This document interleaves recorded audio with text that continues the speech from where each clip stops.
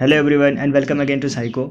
इस वीडियो में हम उत्तराखंड वन दरोगा एग्जाम 17 जुलाई के सेकंड शिफ्ट और फर्स्ट शिफ्ट में पूछे गए क्वेश्चंस को देखेंगे। ठीक है, फर्स्ट शिफ्ट की जो वीडियो है वो मैं ऑलरेडी अपलोड कर चुका हूं, लेकिन बाद में कुछ क्वेश्चन और भेजे गए बच्चों के द्वारा, तो उन क्वेश्चंस को भी इस वीडियो में हम देख लेते हैं। ठीक, देखते हैं पहले 17 जुलाई का जो फर्स्ट शिफ्ट में जो बाद में क्वेश्चन मेरे पे आए उन्हें देख लेते हैं। ठीक, पहला क्वेश्चन है कि what is the peak current in AC if it's IRMS it's 10 ampere. ठीक है, यानी कि शिखर मान क्या है, धारा का शिखर मान कितना होगा कि जब इसका IRMS, ठीक है, IRMS यानी कि रूट मीन स्क्वायर, ठीक है, तो कितना देर का, 10 एम्पियर देर का। तो 12 से पूछा गया है सीधा।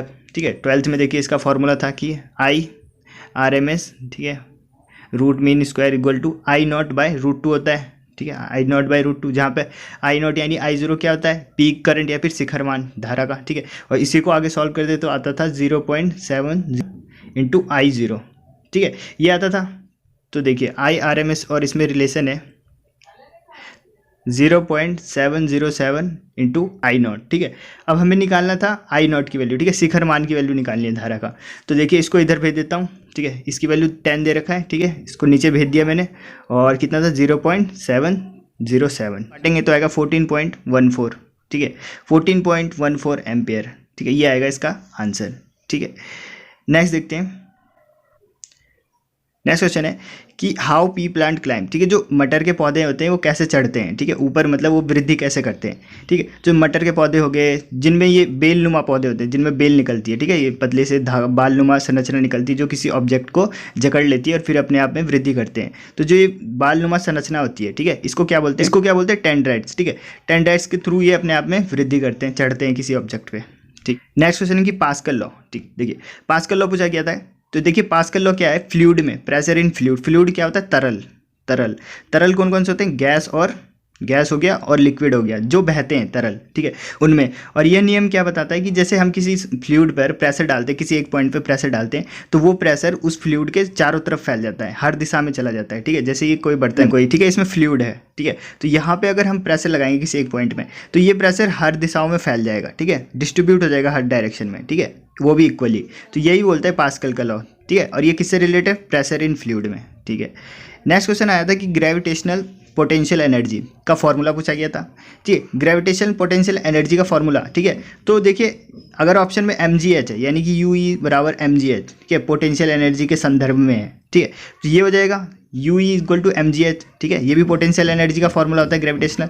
और अगर ये नहीं है ऑप्शन में तब तो ये जरूर होगा। ठीक है, कि UG, ठीक है, बराबर -G, कैपिटल G। ठीक है, M प्लैनेट का मास होता है, स्मॉल एन ऑब्जेक्ट का मास, और R उन दोनों के बीच की दूरी। ठीक है, यहाँ पे माइनस होता है। ठीक है, और ये R होता है, R² नहीं होता है। ठीक है, ये होगा। ठीक है, इन दोनों में से कोई ऑप्शन होगा आपके पास। ठीक है, नेक्स्ट क्वेश्चन है कि 50 किलोमीटर तक के एटमॉस्फेरिक लेयर को, ठीक है, लेयर को क्या कहते हैं। ठीक है, तो 5 एटमॉस्फेरिक लेयर होते हैं। ठीक है, ट्रोपोस्फेयर, स्ट्रेटोस्फेयर, मीजोस्फेयर, थर्मोस्फेयर और एक्सोस्फेयर। ठीक है, तो देखिए 0 से 10 किलोमीटर तक क्या होता है, ट्रोपोस्फेयर। ठीक, 10 से 30 किलोमीटर तक होता है स्ट्रेटोस्फेयर, जहाँ ओजोन रहता है। ठीक है, और 30 से 50 होता है मीजोस्फेयर, और यही पूछा गया था। ठीक है, 50 किलोमीटर तक कौन होगा, मीजोस्फेयर। ठीक है, 50 से 400 होता है आपका थर्मोस्फेयर, और 400 से ऊपर, उससे ऊपर क्या हो गया, एक्सोस्फेयर, बाह्य मंडल। ठीक है, नेक्स्ट क्वेश्चन देखिए। नेक्स्ट क्वेश्चन था the plan of India to extend wild life and forest coverage to कितना %। ठीक है, तो देखिए जो national forest policy of India 1988 ये आया था, उसमें कहा गया था जो इंडिया का जो वाइल्ड लाइफ और फॉरेस्ट कवरेज है, इसको हम बढ़ा के कितना करेंगे, 33%। ठीक है, 33% करेंगे क्षेत्रफल का। ठीक है, इतने क्षेत्रफल पे हम क्या लगाएंगे, फॉरेस्ट लगाएंगे। ठीक है, जो अभी तक हो नहीं पाया है। ठीक, नेक्स्ट देखिए। नेक्स्ट क्वेश्चन है कि water harvesting compulsory in which state. ठीक है, water harvesting compulsory in which state, किस स्टेट में वाटर हार्वेस्टिंग करना कंपलसरी है, तो ये है तमिलनाडु। ठीक है, कब से है ये, 2001 से। ठीक है, यहाँ पे प्रत्येक घर में निर्देश दिया जाता है कि आप किसी भी माध्यम से, किसी भी टेक्निक से वाटर को हार्वेस्ट करो, रेन वाटर को। ठीक है, नेक्स्ट क्वेश्चन है कि chemical reason for vulture population decrease. ठीक है, जो गिद्ध की पॉपुलेशन है, गिद्ध की जनसंख्या है, उसमें निरंतर कमी आ रही है। ठीक है, देखिए 99% कमी आ गई है, 99%। ठीक, इंडिया में। ठीक, तो ये किसकी वजह से हुआ, तो ये देखिए केमिकल रीजन इसका डिक्लोफेनेक। ठीक है, डिक्लोफेनेक जो एक दवाई होती है डिक्लोफेनेक, ये क्या होता है, देखिए जो मवेशियाँ होते हैं, मवेशियों में जैसे पेन किलर हो गया, या उनकी जैसे बॉडी सूज जाती है। ठीक है, तो दर्द होता है, तो दर्द के निवारण के लिए एक प्रकार का पेन किलर है मवेशियों के लिए, पशुओं के लिए। ठीक है, अब वो पशु खाते हैं, अब जैसे खाया वो बच नहीं पाए, ठीक है, तो वो उनको क्या कर देते हैं, फेंक देते हैं जंगलों में कहीं पे, फिर गिद्ध आते हैं, गिद्ध उनको खाते हैं, तो गिद्ध के अंदर भी वो विषाक्त पदार्थ चले जाते हैं। ठीक है, और आपको पता है बायोलॉजिकल मैग्निफिकेशन आपने पढ़ा होगा। ठीक है, जो टॉक्सिसिटी है वो कैसे बढ़ता है, ठीक है, एक से दूसरे में। ठीक है, तो गिद्ध में ये जो टॉक्सिक है वो पहुंच जाता है, जो बहुत हार्मफुल होता है गिद्धों के लिए, इस वजह से इनकी बहुत ज़्यादा मृत्यु हो गई है। ठीक है, तो दवाई कौन सी है, डिक्लोफेनेक। ठीक है, नेक्स्ट क्वेश्चन था कि साइनोबैक्टीरिया को और क्या बोलते हैं। देखिए, साइनोबैक्टीरिया को ब्लू ग्रीन एल्गी बोलते हैं। ठीक है, साइनोबैक्टीरिया को ब्लू ग्रीन एल्गी बोलते हैं। क्वेश्चन है कि when torque is zero on a object what will effect. ठीक है, तो जब हम किसी ऑब्जेक्ट को रोटेशनल इक्विलिब्रियम के स्टेट में लाना चाहते हैं तो उस पर हम टॉर्क क्या करते हैं, जीरो करते हैं। ठीक है, 12th का क्वेश्चन है ये। देखिए, 12th से बहुत क्वेश्चन पूछे गए कल के शिफ्ट में। ठीक है, 8 से 10 क्वेश्चन पूछे गए हैं 12th से। ठीक, तो रोटेशनल इक्विलिब्रियम के स्टेट में आ जाएगा वो अगर उस पर हम टॉर्क जीरो कर दें।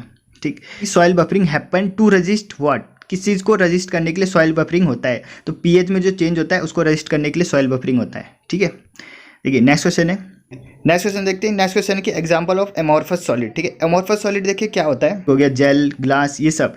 ठीक है, देखिए एक तो क्रिस्टलाइन सॉलिड होता है। क्रिस्टलाइन सॉलिड मैं आपको बता चुका हूँ पिछली वाली वीडियो में, ये भी पूछा गया था क्रिस्टलाइन सॉलिड। ठीक है, शॉर्ट की और फ्रैंकलिन डिफेक्ट आया था जिसमें। ठीक है, वो होता है क्रिस्टलाइन सॉलिड में। ठीक है, सॉलिड होते हैं गर्म करने पर नरम हो जाते हैं। जैसे देखिए रबड़ हो गया, इसको गर्म करेंगे नरम हो जाएगा। ठीक है, ग्लास को भी गर्म करेंगे तो नरम हो जाएगा। ठीक है, गर्म करने पर नरम हो जाते हैं, और अगर गर्म करते रहें इसको तो धीरे धीरे इनकी विस्कोसिटी इतनी कम हो जाती है कि वे लिक्विड में चेंज हो जाते हैं। लिक्विड में चेंज हो जाएंगे, देखिए ग्लास भी लिक्विड में चेंज हो जाता है, उसको गर्म करते रहेंगे। ठीक है, और ये सब इसके एग्जाम्पल हो गए, प्लास्टिक, रबर, जेल, ग्लास।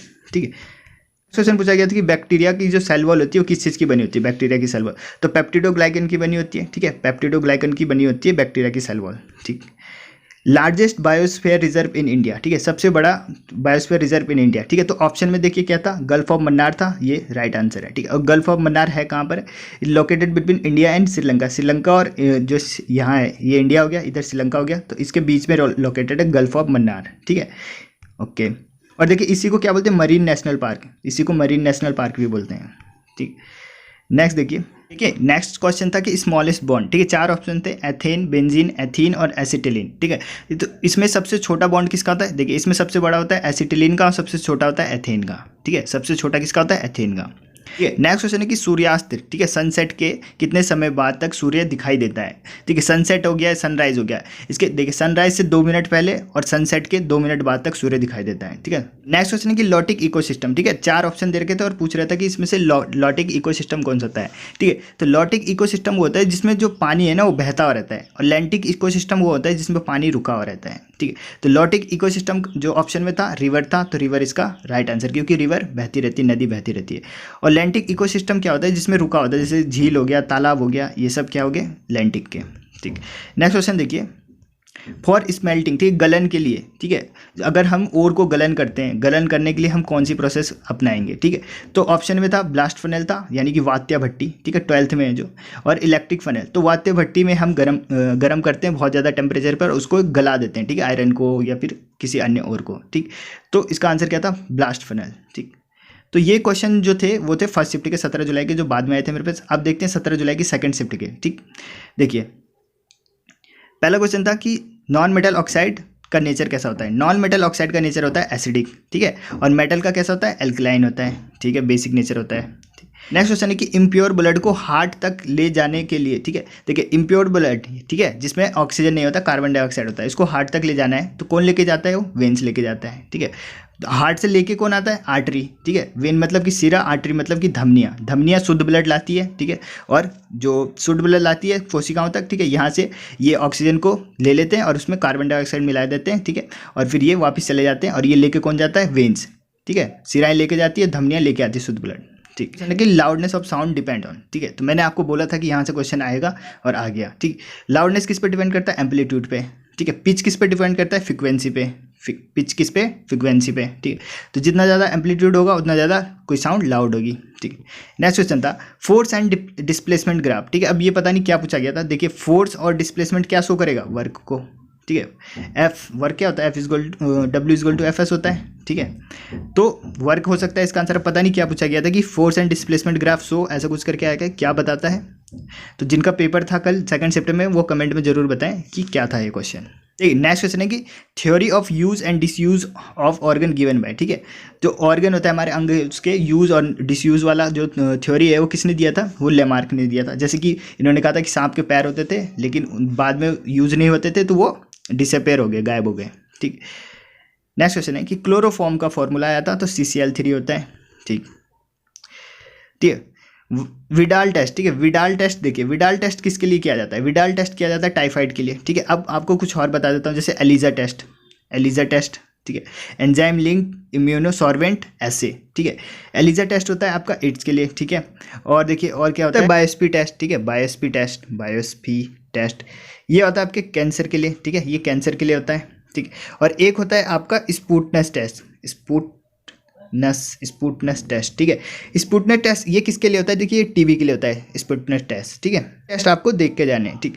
अब देखिए आगे cell theory given by, cell theory किसने दिया था, स्लीडन और स्वान ने दिया था 3839। ठीक है, इसमें दिया था स्लीडन और स्वान, और इसमें विर्चो आए थे बाद में 1955 में, उन्होंने इसमें ऐड किया था, मतलब इसको आगे बढ़ाया था। ठीक है, सेल थ्योरी को। तो विर्चो, अब देखिए क्वेश्चन क्या पूछा था, सेल थ्योरी किसने दिया था, स्लीडन और स्वान ने, और अगर ये पूछा इसको आगे किसने बढ़ाया तो विर्चो ने बढ़ाया था। ठीक है, कब, 1955 में।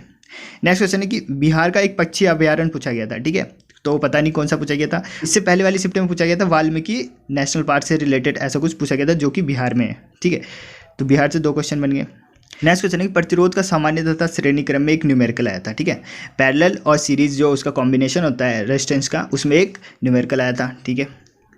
अब देखिए नेक्स्ट क्वेश्चन है कि दूसरे नंबर का नेशनल पार्क जहां बाघों की संख्या अधिक है। तो अगर हम देखें सेंसेक्स जो 2020 के अकॉर्डिंग, ठीक है, तो देखिए इसमें क्या है, टोटल बाघों की संख्या कितनी है, 2967। ये इंपॉर्टेंट आपको याद करना, ये पूछा जा सकता है।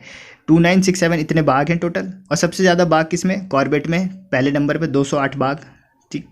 और अगर देखें बांदीपुर दूसरे नंबर पे, बांदीपुर में कितने, 109। बांदीपुर कहाँ है, कर्नाटक में। ठीक, पूछा गया था कि दूसरे नंबर पे कौन है, तो बांदीपुर नेशनल पार्क। ठीक। नेक्स्ट क्वेश्चन था कोवेलेंट बॉन्ड, ठीक है, सहसंयोजी आबंध का मेल्टिंग पॉइंट, ठीक है, क्वथनांक और गलनांक क्या होता है, कम होता है, आयनिक का ज़्यादा होता है। आयनिक पिछली शिफ्ट में पूछा गया था, अब कोवेलेंट पूछ लिया। ठीक है, तो जो कोवेलेंट होता है उनका जो मेल्टिंग पॉइंट और बॉइलिंग पॉइंट होता है वो क्या होता है, कम होता है। ठीक। नेक्स्ट क्वेश्चन है कि गति के समीकरण से संबंधित एक न्यूमेरिकल आया था, गति के समीकरण से संबंधित, ठीक है, गति के जो 3 समीकरण है उससे संबंधित एक न्यूमेरिकल आया था। ठीक। CO2 में कौन सा बॉन्ड होता है, देखिए सी है कार्बन, कार्बन कैसा बॉन्ड बनाता है, कोवेलेंट बॉन्ड, सहसंयोजी आबंध बनाता है। ठीक है, सहसंयोजी आबंध बनाता है। ठीक है, तो ये आ गया होगा कोवेलेंट बॉन्ड अगर ऑप्शन में, तो ये सही है।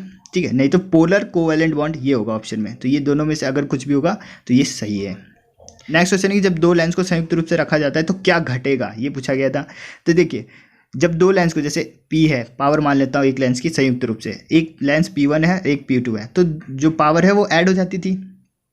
ठीक है, तो पावर तो बढ़ रही है यहाँ पे, लेकिन आपको पता है कि पावर और फोकल लेंथ में उल्टा संबंध होता है। ठीक है, तो देखिए अगर मैं P यहाँ रखूँ तो 1/f1 हो जाएगा, इसका 1/f2 हो जाएगा। ठीक है, अब देखिए जब ये नीचे है, इसका मतलब अगर मैं जोड़ता रहूँगा तो ये घटता ही रहेगा। देखिए फोकल लेंथ घटती रहेगी, अगर मैं इसमें और ऐड करूँगा तो और घट जाएगा ये। ठीक है, तो इसमें क्या हो रहा है, फोकल लेंथ घट रहा है। ठीक, पावर बढ़ रही है, पावर तो बढ़ेगी, और फोकल लेंथ क्या होगा, घटेगी। ठीक है, तो इसका आंसर क्या होगा, फोकल लेंथ।